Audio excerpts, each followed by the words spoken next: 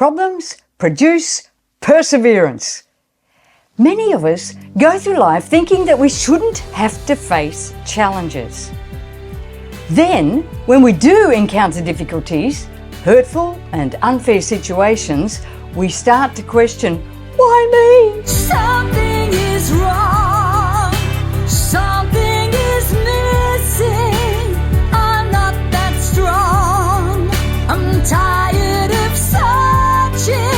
Something is wrong. Something is missing. Oh, how I long for relief from the hurting. The fact is, we live in a fallen world and we are surrounded by evil. Becoming a Christian doesn't exclude us from difficulties. In fact, the book of James says to count it all joy. Yeah. It produces patience, which is a positive steadfastness that bravely endures. It brings us to maturity. Often when we are young, we are protected and sheltered from the effects of what is going on around us.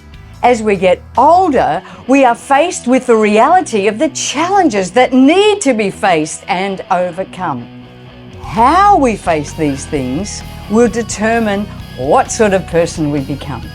Life will batter you around. Standing in the shadows and the light comes shining through. Reflections in the darkness, showing yet another view. Standing in the shadows and the light comes shining through. In the midst of loneliness, pour myself in you. Standing in the shadows and the light comes shining through. Light fills the emptiness. Is it you, Lord? Is it you? Even Jesus had to go through horrendous things to produce his desired outcome. It is so important to look with joy at what is ahead, at what we can achieve. Believe me, we won't have joy if we continually look back at the hardships we have had to endure to get to where we are now. If we stay in that place, we will remain downcast and never be able to look with hope at what can be. We must continue to press toward the goal set before us, even if it is on the broken pieces of life that we have left. The question is always, what do we have left, not what did we lose? Life must be about looking forward.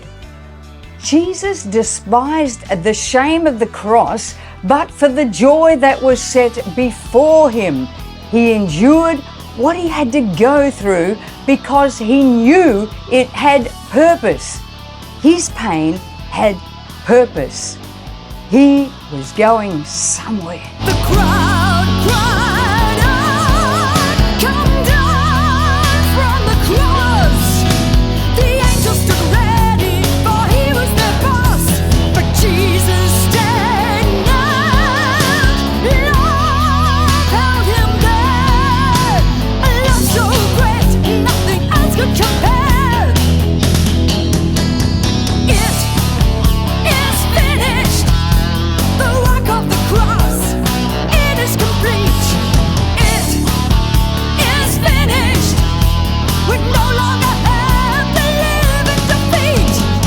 It is finished. All was achieved at Calvary. It is finished. Now we can live in victory. This is why it is so important to have vision, to have goals to fulfill.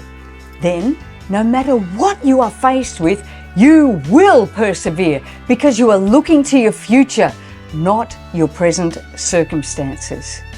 You won't get stuck on how you feel now. Your eyes remain on the next 10 years. When you are at school or uni, you can't stop and say, oh, this assignment's too hard, I don't want to do this anymore.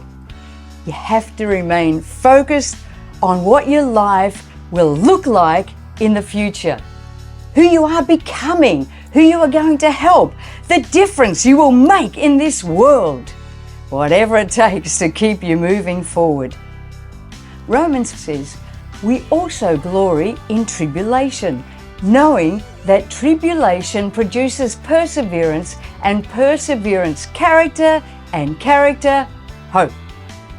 Now, hope does not disappoint, because the love of God has been poured out in our hearts by the Holy Spirit who was given to us.